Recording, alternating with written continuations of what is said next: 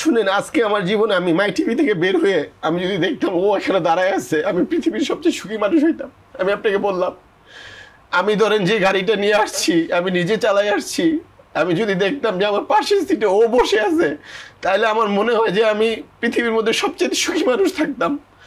কারণ ওর ধ্যান জ্ঞান সব কিছু ছিল আমাকে নিয়ে, আমি তখন বুঝতে পারিনি। এখন আমি যেটা আমি দমে দমে বুঝতে পারতেছি।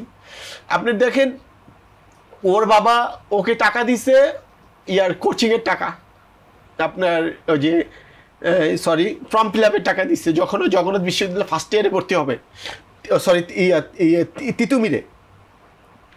সে ওই ফর্ম, আমি তো পরে জানছি, ওই ফর্ম ফিল আপ না করে ও আমাকে নিয়ে বসুন্ধরাতে গেছে। যেহেতু স্টুডেন্ট লাইফে আমারও স্টুডেন্ট লাইফ ছিল, ওরও স্টুডেন্ট লাইফ ছিল, ও বসুন্ধরাতে গেছে গিয়ে আমাকে বললো যে রাসেল চলো তোমার জন্য একটা শার্ট কিনবো।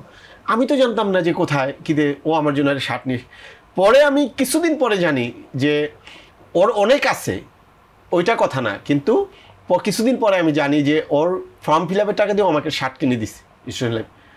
পরে আমি এটা যখন শোনার পরে আমি তো বললাম যে এটা তুমি করতে গেলে কেন। পরে আমি মানে এটা জাস্ট উদাহরণ দিলাম, এরকম এরকম উদাহরণ। এমন ভালো মনের একজন মানুষকে আমি হারাইছি দেখেই আমার জীবনটা আজকে এখানে। আজকে মাইটি ও থাকলে আমি মাই টিভিতে বলতে হাসতে হাসতে আপনিও হাসতেন, আপনার পুরো টিভি চ্যানেলও হাসতো। আজকে আমার মনে হয় যে অনেক কোনো কারণে, আমি জানি না কি কষ্ট দিচ্ছি, কোনো কারণে কষ্ট দেওয়ার কারণে আমার জীবন বলছে যে আল্লাহ বলছে তুই একটা ভালো মানুষকে কষ্ট দিচ্ছস, তুই কাঁদবি, হয়তো বা এটা আমার কান্নার কারণ হইতে পারে।